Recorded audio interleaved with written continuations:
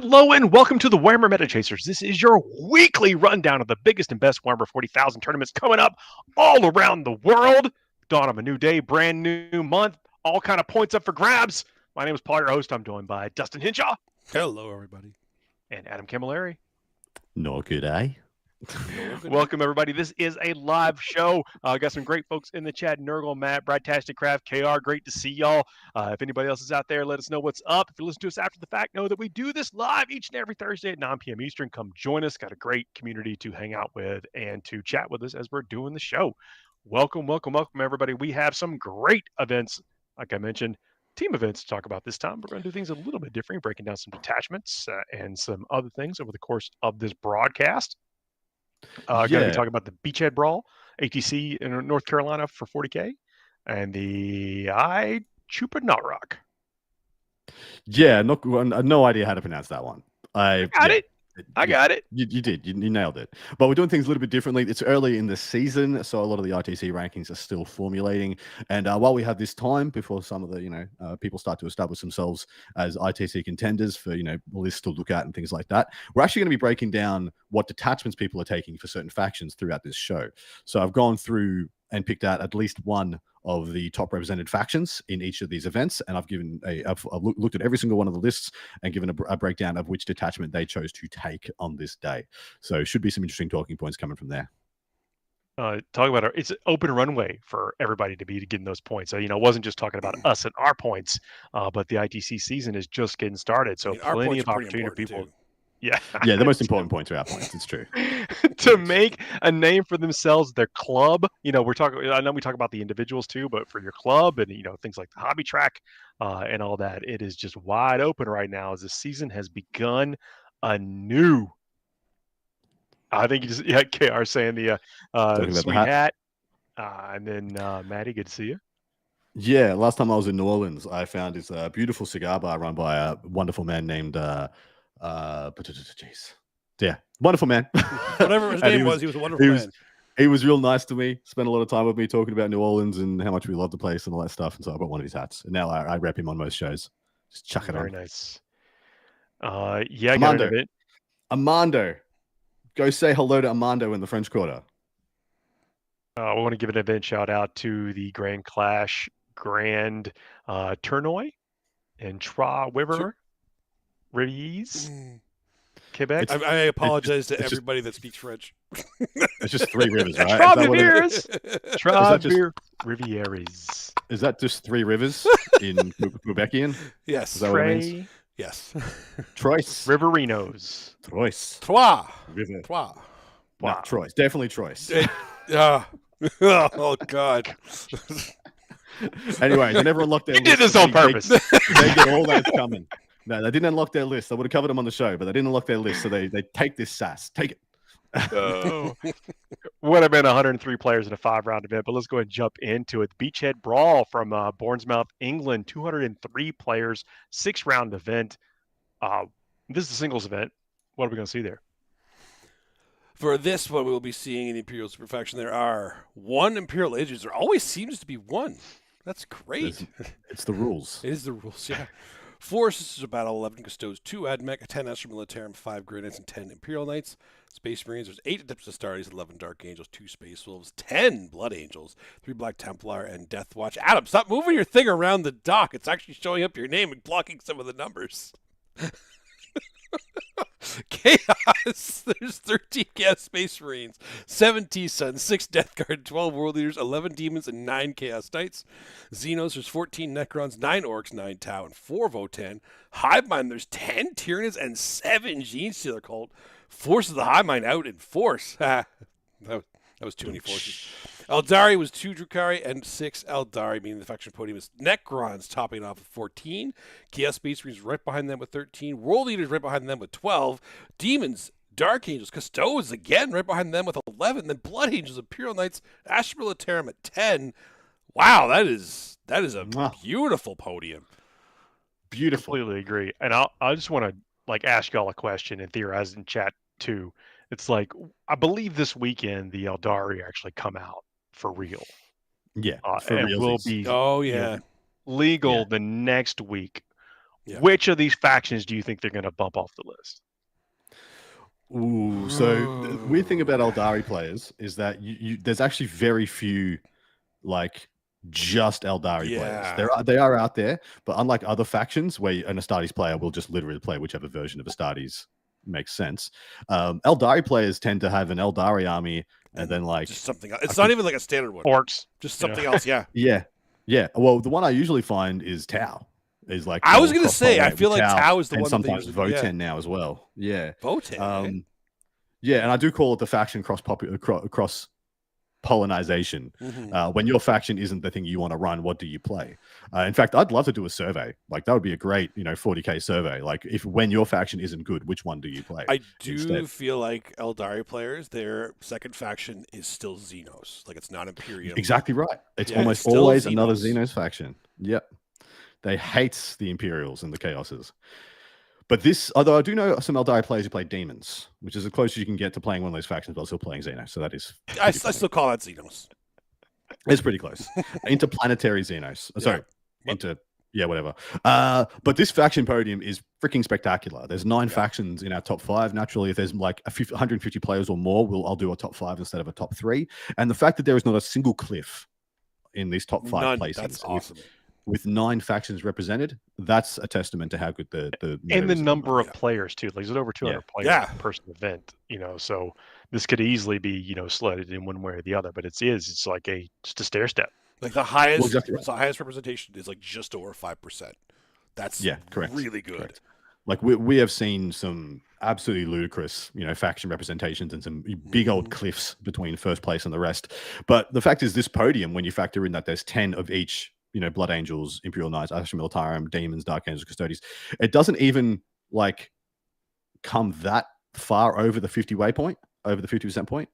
So there's 30 in 5th place. There's 33. So there's your 60 plus 12. I'm doing math on screen, but it's around about 50% of the armies in representation are on our faction podium. So it's not even that far over the halfway mark of the 200 players attending. Well, the best part about the whole thing too is it makes the tournaments much, much more entertaining and fun, I think, to go to, because you can go there until tournaments, 2 years ago, and I have to fight these kind of armies. I have to be ready to fight these kind of armies. You go now, you don't know. You don't know. Like nothing matters as much as faction expertise now. Yeah, you're more concerned about the player. Yep. Yeah, correct. Faction expertise win out over everything else. The first of the detachment breakdowns that I've done is, of course, Necrons. They were in first place here. And so this is the breakdown of all 14 lists and what detachment they took. So in first place, we have Awakened Dynasty with 5. So a quarter. A third, sorry. Then we have Shatterstar Arsenal with 4. Canoptic Court, interestingly, with 2. And then Obsession's Phalanx and a Hypercrypt with 1 apiece. So, but Awakened Dynasty being the one that people are now going back to. I think we had a good 2 months of experimentation by everybody with Shatterstar. And then they realized this is really good, but not always the best. Where I can just play Awakened Dynasty, which has better game, I guess, more evenly across the board. Yeah. Whereas Shatterstar has big wins and big losses depending on matchups. Shatterstar, I feel like, is like a better team matchup because you can avoid the worst stuff and get the really good one because it can get massive differential that way. Awaken is much better singles. It's still good at teams too, but just very good in singles. Yeah, well, much like showing how well GW did with the index detachments that they gave us. Yep. They're usually the index detachment is the most balanced detachment available to said faction. I mean, Gladius Task Force is the gold standard there, where it's like I don't know what to play, I'll play Gladius, and it's always a good time. You've already hit the next slide there, Dustin. Yeah, so I just had to go look up what I pressed the Obsession's Phalanx does. Yeah. Because I've not seen that be that's the one a like choice. The Garden Nobles and bonuses like +1 to 1. It is, yeah. I had 1 to the wound roll. Yeah, that's pretty good. From when your army makes an attack that targets that unit. So yeah. Yeah, they got a pseudo oath a moment type ability. Yeah. Yeah, select 1 enemy unit with those units you just identified, and then you get a +1 to the wound. So it's cute. It's probably the the most well-rounded Silent King you can build. Of course, the Shatterstar Arsenal has the most durable Silent King you can build. But the Obsession Phalanx, now that Silent King has the right keywords, he goes to the absolute like absolute straight to the stratosphere in what he can do in that list. Apart from go through walls, yeah, which is fair. Which is fair. All right. Let's hit that transition. Chaos Space Marines in second place on our faction podium, so they got a breakdown as well. And this one really shocked me. This legitimately, I was like, what is going on here? 6 of the 13 are pack-bound zealots. So almost half of all the 13 in representation are freaking pack-bound. 3 Creations of Bile, 3 Renegade Raiders, and a single Veterans of the Long War.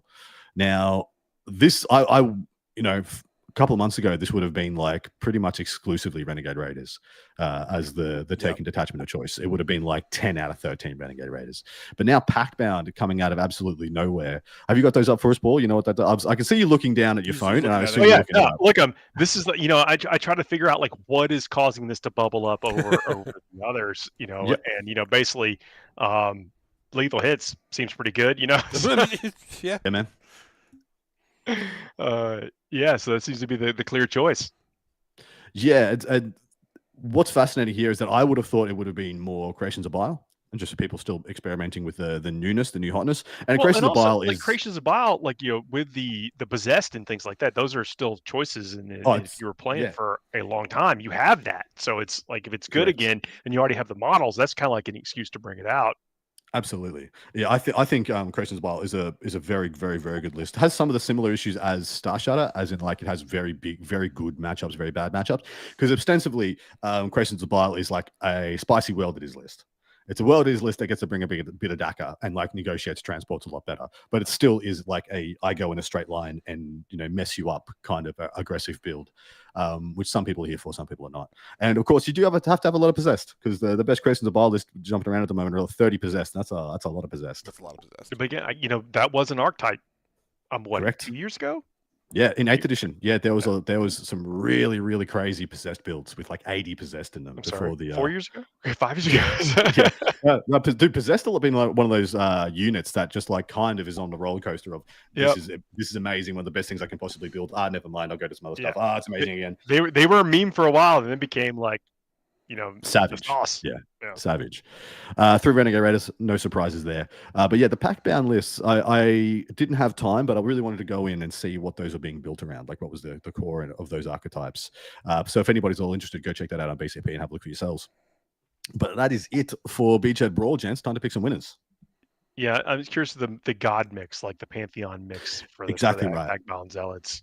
Exactly right, because that really basically determines. Units trigger off different things for criticals, for lethals. It's, you know. Yeah, so the composition matters. Yeah, exactly right. Packbound is like one of those ones where you have to pick the build like correctly, because of course they all get different associated buffs of being different marks. And yeah, I mean, you can just pick the wrong ones the wrong occasion. Like this is a matchup where I need lethals and I have all the sustains, or vice versa. So it feels like it's something that needs a bit of a meta knowledge going about it, especially in today's game. All right. Time for me to roll a dice. 1, 2's Dustin. 3, 4 is Paul. 5, 6 is me. It is Paul picking first. Let's see. We're trying to pick a winning faction here. I think I'm gonna go with. You know, I'm going Blood Angels. This is open. Blood Angels play well into a lot of lists. Yep. All right. I'm going to 50-50. Me and Dustin. I'm 1, 2, 3. No, Dustin, I'm going last. Damn it. Well, I'm not going to pick what you pick, I'm sure. But I am going to take... I'm going to take Necrons. Yeah, play the numbers. Like I got nothing else to go on. Yeah, that is totally fair. Totally fair. I mean, the game is so absolutely crazy wide open. I'm going to do something weird and go Demons. That's not weird. That's not weird at all. Well, especially, you know, just Slanesh stuff. So my hot take on Demons is that they are now the most... If you have an extensive Demons army and you know your meta, I think they're one of the best armies in the game. Because if you can flex into any of the new detachments, because each one of the new detachments like really handles a specific meta extremely well. Like if you have a strong melee meta, then you don't want to be playing Slanesh. But the Nurgle and the Khorne, or the The Zinch get a lot better. The Khorne, debatably, into some melee matchups, depending on what profiles they're wielding. If you're playing just they are all shooting, then the Slanesh and the Zinch get a lot better. If they're just like a weird tradie army, the Nurgle gets extremely good, especially if they don't have double Oath of Moment and stuff like that to smash down great and clean ones. So yeah, I'm really of the opinion. I'm very high on Demons at the moment. I think they're one of the best and most fun factions to play, because essentially you have 4 different factions in your faction, because you have 4 really the general tuned. benefits for having close to perfect information, Correct. or it being a crapshoot like we're talking about. Yeah. Like you could play any number of lists, and so and unlike, the only other army that is comparable to where demons are at right now is 8th edition and 9th edition Dark Elves was Drakari, because when they had a mini codex for each one of their the cults, the covens, the cabals, and it felt like you could play 3 completely different armies and have 3 different play experiences with the one army. That's really how demons feel right now. If you have an extensive demons collection, you have 4 different distinct flavored armies now, and you can just have so much fun.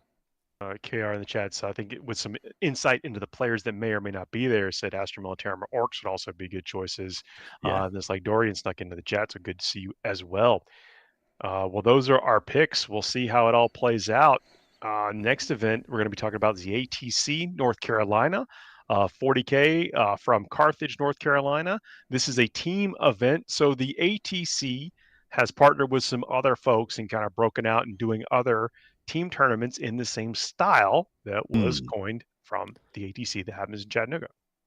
Yeah, so they're essentially making a bit of a circuit out of their brand of teams 40K, which I think is fantastic. Yeah, and seems to be Ian, and you can see by the folks that are playing, it's a great culture, and folks are going to be coming out and playing. It is 150 players and 30 teams of 5 over 5 rounds of competition. Dustin, what are we going to see there? In the Imperial Zoo faction, there is the ubiquitous 1 Imperial Agent, 2 Sisters of Battle, 10 Custodes, 6 Admech, 12 Astra Militarum, 5 Grey Knights, and 6 Imperial Knights. Space Marines, 11 Adeptus Astartes, 2 Dark Angels, 2 Space Wolves, and 5 Blood Angels. Chaos, there's 8 Chaos Space Marines, 0 T-Suns. Not a T-Sun in sight. 8 Death Guard. In teams. That's crazy. But it's a 5-pack. I think you may see them in 8-packs. Yeah, true. But that's still crazy. Yeah. 8 Death Guard, 9 World Eaters, 6 Demons, and a Chaos Knight. Xenos, there's 7 Necrons, 15 Orcs, 8 Tau, 2 Votan. Wait a minute. I just realized that means there is more Imperial Agent factions than there are T-Suns in this team event. I need to pause on that for a second, because that's insane. That means one team has 2 Grey Knights. That's exactly what that means. That is exactly what that means. Hive Mind, there's 8 Tyranids and 4 Genes to their cult. Eldari, there's 4 Drakari and 4 Eldari, meaning the faction podium. Stardies technically topping it off with 20. Then Orcs topping it with 15. Astra Militarum at 12. Adeptus Astartes at 11. Custodes at 10. And World Eaters at 9. What do you think of that podium for a team's event? Nice little step down here again. A bit of a gap between Orcs and Astra Militarum, but it's only 3, which isn't massive. But yeah, nice little step down here in numbers. The couple of big surprises to me: Necrons. Necrons not taken that much, whereas I think, they are the most likely podium, faction in the game at the moment, and has been for the duration of this edition. And then they got less than half of the Orcs, which I found very surprising here. That's actually you think there's just some some detachment confusion maybe with the Necrons as to what is the best, and if things are I know I kind of go into not vapor lock, but when things are 50-50, I'm what if I come down on the wrong side of that coin flip? Let me do something that's a little bit more where I feel like I'm a little bit more in control. And yeah, the detachment confusion you're talking about is Shatterstar, Awakened Dynasty, or Hypercrypt. Of course, Hypercrypt would be the most even scorer into anybody, just being able to uppy downy and get a bunch of points. But then you're doing it with a lot less units. You're doing it with 2 units per turn, 3 if you got the enhancement. And there is a lot of different stuff now in the meta that the things like the heavy hitting options, things like Emitic Destroyers are really not great into so many Marines in the meta, and the Monolith, everyone's taken their Infiltrators again, so you're shutting down the big Monolith plays of the uppy downy there as well. So Hypercrypt's getting pushed out a bit. I do think Awakened Dynasty is an interesting take for teams because it's not a differential getter. So Awakened Dynasty will be like here's my fire blanket over your good scorer, but they're not going to put up a big score either. And then you got Shatterstar, which can absolutely blow people out of the water and get big scores, but also has a bunch of bad matchups. And so I think that's just left Necrons in this weird space of people being like, well, do we actually want to take him? Because they're not doing anything exceptionally well anymore. In teams. Kyle, Yeah. good to see you put out a comment there. Two Sisters is not a good testament to where the Adeptus Sororitas are in the Correct. meta right now. Mm-hmm. I do love seeing Orcs #1 on the faction podium. I love it. That is, And- that came out of nowhere not too long ago. Like, Yeah. that tactical brigade just like escalated them. Exactly right. Well, it gave them the thing that they could never do, Yep. because they always had a massive anti-tank problem.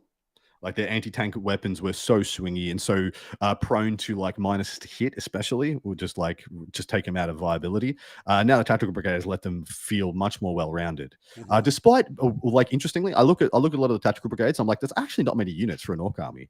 Like when you take your 2 or 3 units of Breaker Boys, 2 or 3 units of new tank busters, your 2 units of Flash Gits, and you're like, where's the boys? Where are the boys at? Orc stuff though, it's like really weighted to where if you have a little bit of Gork and Mork on your side, then you're going to have some great turns. And if you can help skew that with the detachment ability. Not even great terms, but like back-breaking turns for your opponent. And they operate at such a base level of like good pressure and melee that just adding like decent shooting, because I'm not even going to sit here and say their shooting is crazy exceptional. It's just what it's crazy exceptional at is doing the thing that Orcs could never do, which was negotiating multiple transports a turn. Like they could never kind of handle more than 1 transport a turn with shooting.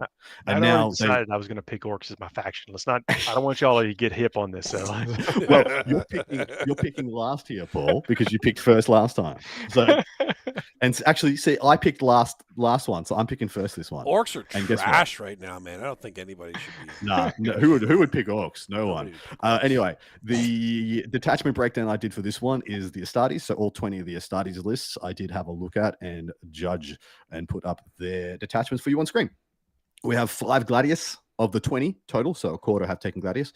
There's 4 Liberators, which is denoting that there's 4 Blood Angels players here, and there's also 2 Angelic Inheritors as well. So there is a couple of Blood Angels, 4 Iron Storms. All of these are Ultramarines as well. I did have a quick check. 2 Storm Lancers, one of those is a Dark Angel. 2 Champions of Russ. You can guess that they're Space Wolves. Maybe. Maybe Space Wolves. 2 Angelic Inheritors and only 1 Vanguard. And that means everyone's finally listened to me and realized that Vanguard is actually not that good in teams. Vanguard is a much better singles list than it is a teams list because it doesn't push a differential. Because it essentially takes the first 2 turns off of the game in order to set up a huge hammer blow turn. Whereas like things like Deathwatch can do that hammer blow turn, sometimes turn 1, sometimes turn 2. As in they can just, go from the back of the board to the front of the board. So, but this is an interesting breakdown. I'm not overly surprised. The one I'm surprised by is the Ironstorms, having so many Ironstorms represented. I'm not too surprised about that. Some people prefer the Ironstorm to the Gladius. It's a similar build. They just like the damage output increase in the Ironstorm, which I can respect. I prefer the Gladius because I feel like it's a little bit more well-rounded. You guys should have more answers to everything, but Ironstorm definitely has that little bit of extra punch.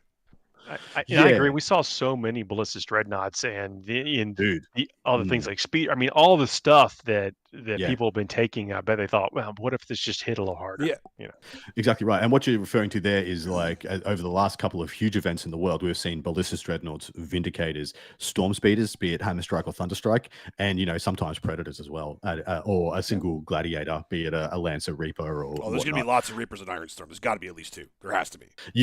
I'm of the opinion if you're taking Ironstorm, like a Gladiator Reaper, like self-populates into your list. Yeah, it should. Like it's in. But yeah, both Space Wolves lists are playing Champions of Russ, so they're both the put them in Wolf's Jail build, which I think is the best way to play them, obviously in teams. But I was interested what your thoughts are, Paul, between the delineation between Liberator and Angelic Heritors. Which one do you think is actually better in teams at the moment? I think the Liberator is more consistent. Yeah. I really do. But at the same time, you get almost like the best of both worlds, of all worlds in the Angelic, but just a little bit of taste of it, and so there are times where you might be able to play on the fringe a little more often. That's a good way. So maybe That's you a good way can of go saying into it. worse matchups Yeah. with the Angelic Inheritors. But if you feel very confident that you not have to be in that situation, I prefer the Liberator Assault. Mm.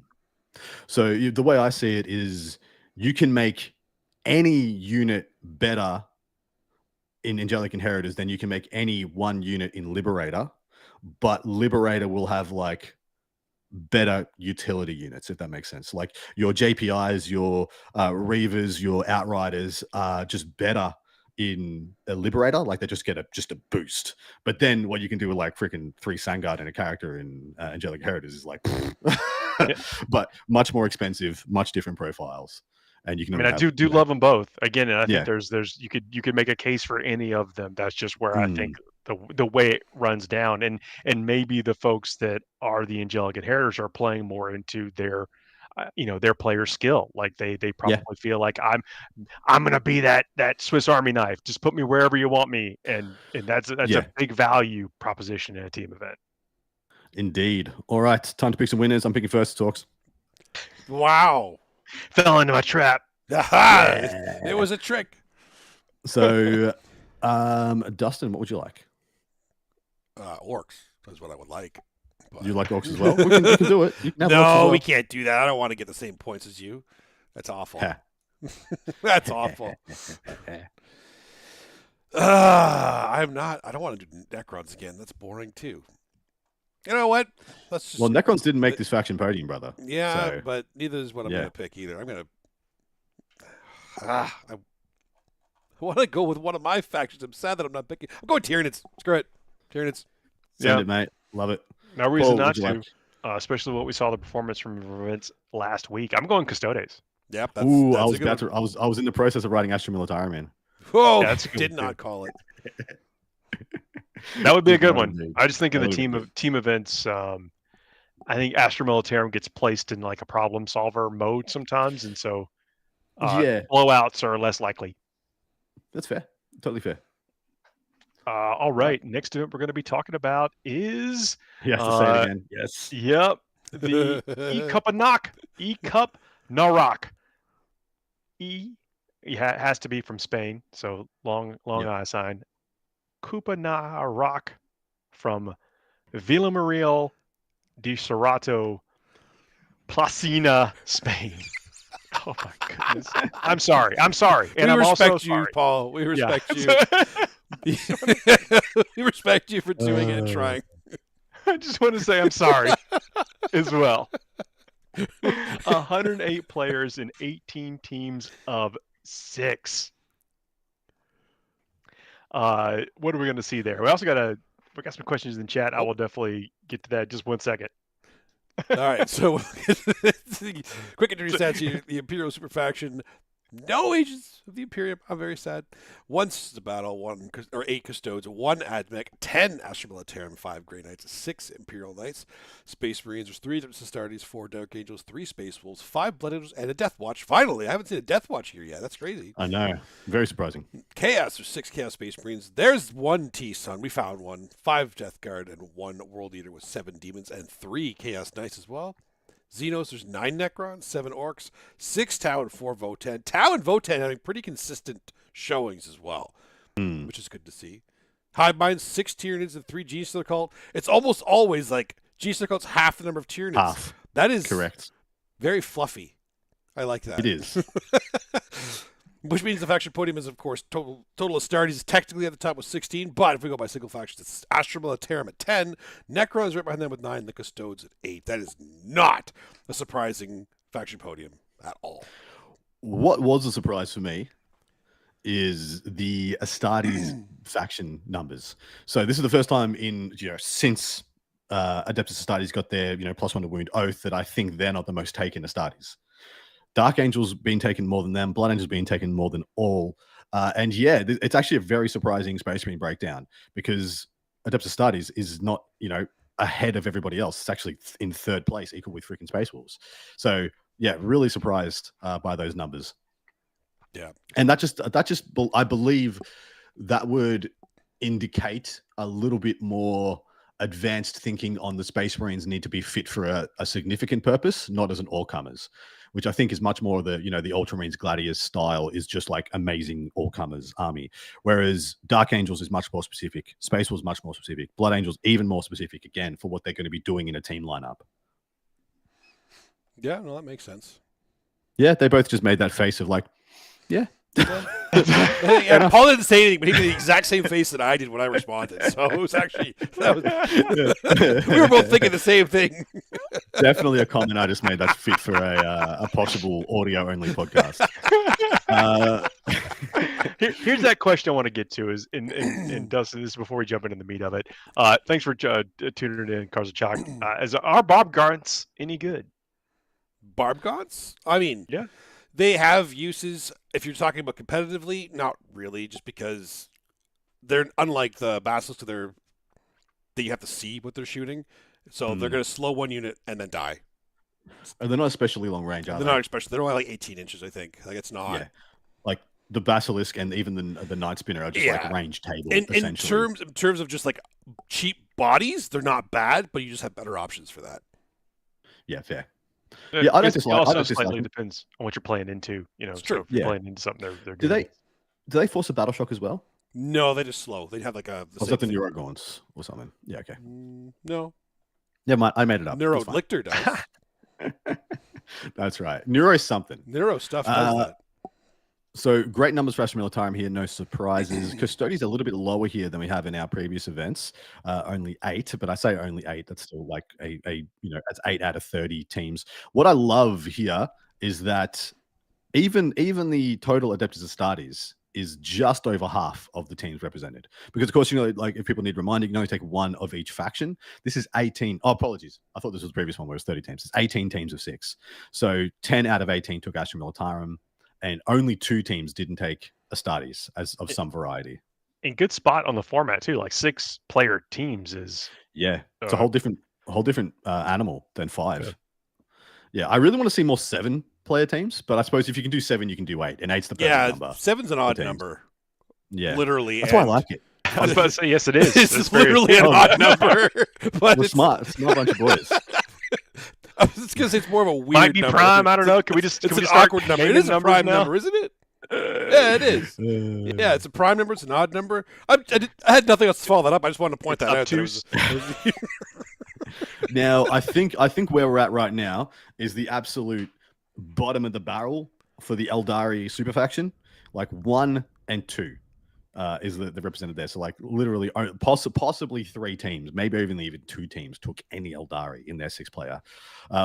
Now this is it's gonna be really interesting to track how the Eldari mixes this up, because dead set, if I was going to a 6-man event with that Eldari like next month, I would have to have a very good reason why. You would have to sit me down with a panel and debate me on why we're not taking it Eldari in our 6-player team event. So yeah, look for those numbers to absolutely skyrocket. Indeed, looking forward to seeing how people crack that. I'm going to be put a lot of thought into that these next couple of weeks as well. All right. Astra Militarum Detachment Breakdown is the one I did for this, because naturally I'd already done Astartes and I'd already done Necrons. So this is the total of the 10 players bringing Astra Militarum. Hammer of the Emperor, because the new codex is in play for this event. So Hammer of the Emperor is up first, and that is the tanky I am all tanks, and tanks are good here. Detachment. 3 are playing Index. Yeah, dude, Tank Commander Dawns, baby. What I love about Hammer of the Emperor is what you can do with your transports. It actually, unfortunately, does more to activate transports than the transport Engineers and Toroxes just... Yep. Just going 25 inches or whatever, and getting out, flipping objectives. But yeah, we have 3 combined regiment, which is the Index Detachment, of course. 1 mechanized assault, which, while I did say Hammer of the Emperor does more for transports, like getting people onto objectives, you do a lot more janky stuff with the mechanized assault. And getting in, getting out, and that kind of stuff, and coming on from the edge. Single bridgehead. Only 1. That is insane. That's the surprise. Okay, that's so the surprise. I have a reason for this. No way does the majority of Astra Militarum players right now have that many Scions to bring right now. There's not. You're saying there's not enough Scions in Spain. There's not enough Scions in Spain. There's no way. That's the only reason, because that's a take. Bridgehead is so strong. Why are you saying that's the standout? for the fact that Bridgehead is so low represented. To me, well, no, why isn't there more? I mean, other than the model choice, if I ever had infinite scions, why would they be taking this? The damage they could do, it has the best trade game. It has more damage. You have really cheap units that can trade up into basically anything. You have more units, so you can actually get all your actions done. But I'm an MSU Horde player, so I mean, this just speaks to me. So I might be speaking, biasly. Well, I'm definitely speaking biasly, but no, I don't think you are. I mean, I think scions are absolutely amazing. Well, yeah, that's what I mean. Like every single scion, you could take more of them. They become battle line, but they should become battle line because you're going to take the Tempest as a warlord, right? But anyway, they become battle line. So you have all these units that are doing massive damage. Every single one of them can trade up. They have uppy downy for both activating their damage and playing the mission. They already have MSU, and they have more stuff to help them play the mission. So like they feel GSC to me. Again, I'm biased. That's why. Okay, fine. Yeah, you exposed yourself. That's why you like it. I was biased. I knew we'd just dangle it out there. He'd say it. No, I'm kidding. No, I think it is strong for sure. So I just opened up one of the Hammer of the Emperor lists, and it starts off with triple Rogel Dawn tank commanders. Triple. That's just the start. Wow. Yeah. I'm just scrolling down to see if you put any more in there. No, just the three. Just the three. Oh, that's it's all. fine. Oh, that's all. Yeah, it's not much. It's totally doable. Any engine seers in there? I hope there's some engine seers. No, he's got a. They seem so good on paper, but they don't make it. They're only 45 points, aren't they? Still taking Lord Solar. Yeah, they're real cheap. They're real cheap, man. 45 points, like 4 pinball. It's like I don't know. Yeah. I love them. I think they are very good. But when you're building the list though, it's like, this guy just kind of walks around and sometimes you don't use him, or I could get this other laser gun. That's It's true. It's true. Here for the laser gun. I honestly think there's not more Dawns in that list because everyone only owned 3 Dawns because you could only ever have 3 Dawns previously. And now there's probably not any more Dawns in Spain. That's what we're just going to make broad generalizations about how many models there are in Spain. Yeah. You do often in team events. I shouldn't say often. It is common for folks to play borrow hammer essentially, definitely. because the hobby, while of course battle ready is typically a requirement, you're not judged on the consistency of the painting. Yeah. And so, people borrow. They do indeed. All right, time to pick some winners. This is Dustin's first pick. It's my first pick. Ooh, for some team events. There's so. You know what? I'm gonna go Astra Militarum. Dang it. Solid. Yeah, absolutely. This is one where Paul picks next, and I pick last. Necrons. Not a bad call, gents. I will be the lame boy and go. No, I'm not going to pick Astartes because there's only like 3, actual. You said Astartes. it. Almost got it. I'm doubling down. We're going Orcs again, baby. We're going Orcs. All those Hammer of the Emperor lists. Get you out of there with those tank busters. If they had an engine seer, I wouldn't be as worried about that. If they had an engine seer, there's nothing to see here. That seems very reasonable picks. Look, if you're made it this far in the show, this is the part where we take a little bit of a break and we go and we would talk about a sponsor here if we had one. It's what we would do. But we also here in a minute cut to a segment we call the Fuego Rapido, which is absolutely silly. But if you have made it this far, please don't forget to like, share, and subscribe. That is the hassle-free way to interact with the show and tells the aggregators that other people should maybe find this and come and hang out with us as well. So you have more people to hang out with live, more people to watch the show and comment with afterwards. May have some folks to check out our Patreon where we do a part 2 of this show for tier 2 and higher, although every tier over there is absolutely amazing. But we do an after show, and you can actually listen to it right after this show from the week before, where we run down how our predictions actually played out and who won the thing. We break down notable list or factions from the event. It's actually a cool little bit where we all get together and do it again, but that's for tier 2 and higher on the Patreon. The next segment sometimes has very little to do with Warhammer at all. What nonsense do you have for us today, Dustin? Well, this one does have something to do with Warhammer. So last week we did the Highlander. You can only take one, and these were good units. So we're going to do the opposite this time. He's like, you have to take only one. These are the lesser taken models in certain armies. So we'll see what you guys think of it. And I'm Or curious. you pick the army, and then we have to find, or you give us a list of No, 3 just 2. units. It's one of the 2 things. You have to take one of these 2. And you have to take only Okay. one of them. You can't spam them. Okay. All right, what First you got for us? up, Radium Dragoons or Taser Dragoons? It's only got to take be one? Taser Goons. Yeah, Yeah. Taser Dragoons feels like I that- feel like it's Tasers, but yeah. When What's I the say rating Taser ones even do? Dragoons, you can only because take could one just, like, unit of them. You can only take one unit of them. You can't.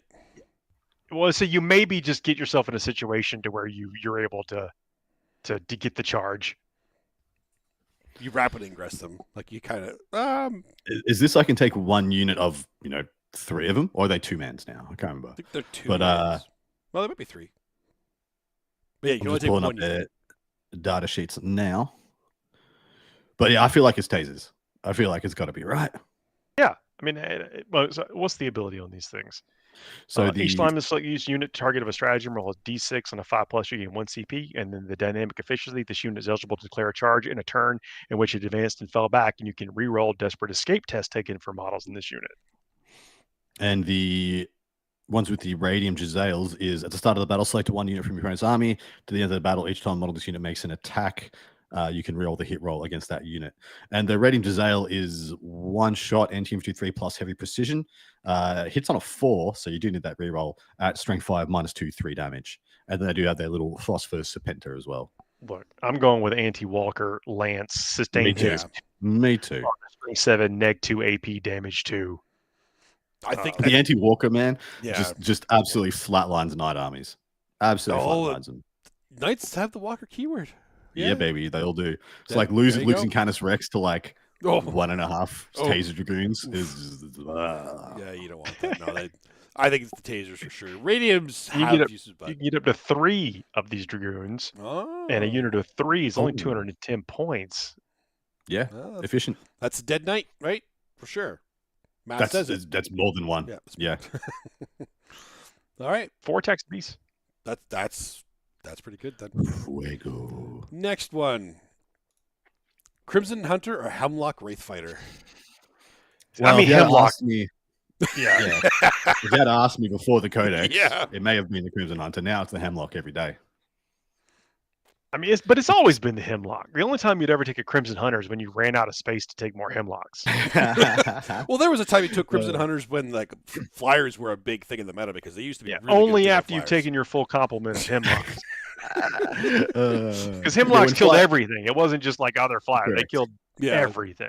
Yeah, when flyers were all the jam, the Hemlocks were amazing anti-flyer tech. But I agree. I think it's the Hemlock. The Hemlock now triggers off a bunch of different stuff. Actually, is it the Crimson Hunter that has Aspect Warrior, or is it the Hemlock that has Aspect Warrior? So the Crimson Hunter used to have an aspect, have an Exarch Yep. Crimson Hunter, but they do not anymore. Okay. You're bringing up the Crimson Hunter to see? I am. No, I am bringing up the Crimson Hunter, but I'm doing it badly. Whereas the Hemlock, fires D cannons and does psychic stuff. I heard Decann's pretty good. What is its new psychic ability now? Like, I have never actually seen a Hemlock on the table in an edition or 2. I could tell you in a editions. couple of It's minutes. it's very similar to Scari's Bomber. Really? Like I remember, it's like AP 4/2 damage. For the guns, eh? But what's the For the psychic guns. ability? I'll tell you Or does right it even have now. The Mind Shock pod, while an enemy unit is within 9 inches of this model, subtract 1 from Battle Shock and leadership test taken from this unit. Which is real. It's actually very cute, as this is a Psyker, and so you'd use it in the Farsia detachment in the new Codex, Oh, yeah. and you can just rock around battle shocking people off primary objectives. And this thing has a big old base to draw that 6 inches from as well. Or was it 9 inches? Yeah. Cute. Okay. Well, I'm down with that. And the yeah, I think you got to go the Hemlock. Yeah, I think so. So D6 attacks, blast, hits on Yeah. 4s, strength 12, neg 4, AP, 2 damage apiece. Correct. And that is why it is baller, because it's very, like I said, very similar to the bomber that Scary likes to wield to just annihilate Space Marines' bodies off the table. Okay. Next up, Death Company Marines or Death Company Dreadnought? This is not really a choice. No, it's not really a choice. Not really a choice. Although, if I had to only pick one, and this means I get to take more Death Company Marines, I will take one. I will take one tax Death Company Dreadnought, so I can have 2 units of Death Company. Once, yeah, okay, fair enough, I guess. Yeah, But you really only need 1 unit of Death Company Marines. correct. You You, have only have one one Lamarckes. Lamarckes, baby. Yeah, you Yeah. only have one. I mean, the Death Company Chappie is not the worst thing in the world to chuck with them. He's just Yeah, so much worse than the Lamarckes. So much Not worse. at all. Lamarckes is like head and shoulders. That -1 damage. Yeah, but you want to Yeah. put him with some Death Company like jump pack, not just regular. Marines. Oh, This is not these jump are pack. Sorry. This is Okay. walking. This is not You know jump what? pack. This is walking. Okay. And I would like to apologize again. This is great.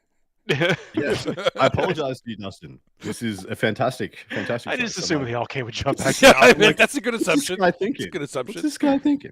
Yeah. Let's go. walking I Death Company revise Marines. it. The Dreadnought. So it is the I'd Dreadnought. go the then. Marines. I'd go the Marines. Nah, I think the Dreadnought in that case, without the jump pack, you want that just kind of beef factor. It's, And it still somewhat- does it still have the infinite attacks? Like just keep chaining off thing? No, I don't think so. Granted, look, I have not taken one in this new world. So. What still has it now? Like the Hellbrood has it now, which I didn't know, but the Hellbrood has it now apparently. Does the The ability to just chain attacks. when he gets shot, Death Company. when he Yeah. gets attacked. It's driven by Fury. In your opponent's shooting phase, each time an enemy has shot, this model was hit by 1 or more attacks, it can make a driven by Fury move. To do so, roll a d6 and add 2 to the roll. This is the moved model in inches. Oh, this has a surge move. Surge. Yeah. Okay, that's That's cool. the Death Company Dreadnought. Yeah. That's cool. Okay, Oh. yeah, I'd go with the Dreadnought. Yeah. I mean, Yeah, the looking- Blood Talons are twin linked. I mean, so it's Mm. not nothing. Yeah, looking at the regular Death Company Marines, yeah, they're nothing. Yeah, let's do the Dread. Let's be fun. This went from an easy one to actually. Yeah. Well, yeah, this is like, what is this guy? What is this guy Dustin doing? Yeah, if I put that in there, like, why would we even be talking about that? Okay. Sometimes we read, sometimes we don't. What else do you want? You have to No. read from left to right the entire way. Okay? Well, it doesn't help that there's 3 It versions doesn't. of Death Company. It really Marines, and We doesn't. just went straight to No. the good one. That We makes read no- this like the first time. we are the Meta you looked at Chasers, stratagem. We Yeah. assumed, we must be talking about jump pack, because why would you even talk about not putting a jump pack on your Death Company right now? He'd be a fun one. You chuck all the Surge Dreadnoughts, because there's like 3 or 4 different Surge Dreadnoughts in a room. Which one makes it out? That's I mean, you gotta go with a fuego for another named day. one, right? That's a flag for another day. It's enough for another day. Yeah. Anyway, what's next? I think this is the last one. Nope, second last one. Lehman Russ Punisher or Vanquisher? They both suck. Well, the Punisher has you might show up to a table like, my Punisher is amazing. I have seen more Vanquishers this edition than I've seen Punishers. As in, I've actually seen What are they them. killing? What is that Vanquisher killing? So big thing? the reason people were taking the Vanquisher was it was the cheapest hull available to HML time. It was the under 140 point hull, or was the 140 point hull, and so that was just the cheapest way to get 2 multi-melters and a las cannon, essentially, on a Lehman Russ chassis. And by the way, I don't mean can it kill stuff. The Vanquisher can absolutely kill stuff. I mean, but why would someone take a Vanquisher, and what are they trying to kill that the Vanquisher is more better at killing it? Yeah, well, when you factor in the las cannon to 2 multi-melters, it does then kill tanks and transports pretty effectively. Whereas the Punisher, essentially, if you're not playing into infantry, it just hasn't got a target. Even though it does still gets dev wounds against non-monsters of vehicles, so it can still kill some things that are. I mean, it'll still problematic, have multi-melters and las cannon. It still has multi-melters and las cannon. It's 20 shots at 24 inches, hitting on 4s, strength 6, no neg, 1 damage. And that's the issue, because other equivalents like this, like the Reaper, have sustained hits 1, or sustained hits 2 rather, when it's shooting infantry. It does get something whereas this against one infantry, just doesn't it? Dev wounds. It gets something So- against No, well, it gets dev wounds versus infantry. Punisher is my answer. Sorry, You get to roll- You get to roll a lot of dice. non-monster vehicles. There's infantry are very important. It would actually just wreck anything Dustin plays. That's true. And maybe John Bernthal will play it in a show one day. Amazing. Amazing. I'm going to go the Vanquisher. I'm just going to go the Vanquisher. For the sake of having to choose. I take the Punisher. In the new meta, like in new Codex meta, I actually don't know. I would because take I feel it, like I think the Vanquisher got a significant glow up in the new version. Sure, maybe. I do think, if nothing else, the Punisher is actually really good, like Overwatch threat to things like Eldar. That's true. That is very relevant. That is Joke's very on relevant. you. You're not gonna be able to Overwatch Eldar. That's true. One unit, come on, maybe. Somebody's got That unit is Fire Dragon. He said. Right. Last but not least, Spore Assist or Toxicrene. Oh, do you want to give people a hug with the Toxicrene, or you just want to be a bit of a eyesore on the table in the Spore Assist? I had that reversed. I thought the Spore Assist was the one that like had no friends, like because it needed all the space. It does. It also needs all the space. They're both absurdly like they're both very big. Obnoxious. Like size. What does the Spore Assist do now? It actually Dustin? it can spawn mines, and it's separate from the Biovore. Not as long as rage, but it could spawn mines the same as the Biovore. I love how you're shaking your finger at me. Like, let me tell you something. Let me tell you. I've actually found value with them in assimilation because it just gives more spores to get you more things to die, so you can respawn. Yeah, to more numbs. And the Toxicrene it still just has like a bucket of bad attacks, if I remember correctly. Yeah, it's not the greatest. Like close combat, right? It is all close combat. Well, it does have a gun, but does it have an aura like the Venom throws do? No, it doesn't. Doesn't have a toxic. Okay, Spore Assist for me. Yeah, making free unit make free unit is more better than like the unit you literally can't move through the terrain because it's somehow wider. Than it is so obnoxious. When they were designing that model, I would really love to know. They were like, "How far should we have the things extend?" And I'm like, "Forever. How far can we have them extend?" How far? Yeah, how long is a piece of can string? You actually? Can you legitimately go to a tournament and say, "Hey, I've actually." Like, I haven't put these things out so I can actually move the model. Like, no, it's modeling for advantage. You can't do that. It's like, yeah, correct. It's kind of a question you have to ask. I would be 100% fine if someone brings a Toxicrene and it's got short arm Toxicrene, and we just pretend that it extendos those arms and stuff, like whatever. Yeah, 120% fine. Dorian in the chat says that they have 2 Spore Assist and still pick Toxicrene. So I have 3 Spore Assists because there was a time I actually ran 3 of them. They were pretty cool. Fair. There was a formation that they were not bad in a while ago. Get them on the table. Now's the time. It's a general's game out there, an army builder's game out there. It's true. You could do anything with anything. It's actually great meta. So then we've got the meme theme of the week. It's the car veering off because it sees the exit that it really wants instead of going on the main highway. Death Company Marines, Death Company Dreadnought. Whoa! Nice. This one, for today's meta, the going straight is chasing the meta. Going right is getting good at one army. Oh, that's good. I like that. Yeah, that is exactly getting good at like one faction is veer off everybody. Go do it. 1,000 Suns, Leagues of Votan. No, it should have been Agents of the Imperium. Oh. For me, it's singles event. Oh, teams event. Yeah, baby. Oh yeah. It also reads Lehman Russ Tank Commander, Dawn Tank Commander. That's true. Everybody is taking that off ramp. Every single Astro Military player is taking that off ramp. It's only a couple. It's not that many points more for more wounds, more gun, more durability, and kind of a better. If you don't plan to die, it has a better unit ability as well with the rerolls. Mm-hmm. Of course, shooting a tank commander on death is always hilarious, but just don't plan to die, and you never use that ability. Yeah, that's it. That's a very good point. And you know what would help you not die? Engine sears. Look, 130-point investment in your future. Yeah, correct. At least you can't afford not to take these Engine Sears. Future. Like you're already spending 200 some odd points. What's the extra 45 for one of them? When you came here today, you were thinking you don't want to die. He's right. So straightforward is the car reads Drakari players. Straightforward is playing Drakari. Veering off to the right is playing Harlequins. Oh yeah, that's probably accurate. It's kind of just better Drakari now. with the So Harleys. Slanesh players, Slanesh demons, Slanesh Yeah. demons. Yeah. And then there should be a third turn-off coming up ahead. That's Emperor's Children. Emperor's Children. Oh, Emperor's Children. That's exactly it. Yep. Yeah, That's perfect. yeah. And then they turn around the corner It's a and U-turn. they have to do it again. They have to do it again. It's just Emperor's Children or Slanesh Demons, and they're like, no, standing at a crossroads. And that's Fuego. It's Fuego. That is our show this week. Look, if you made it this far, if you didn't get the next the first turn off, like, share, subscribe. We really would appreciate it. That is what helps the show go round.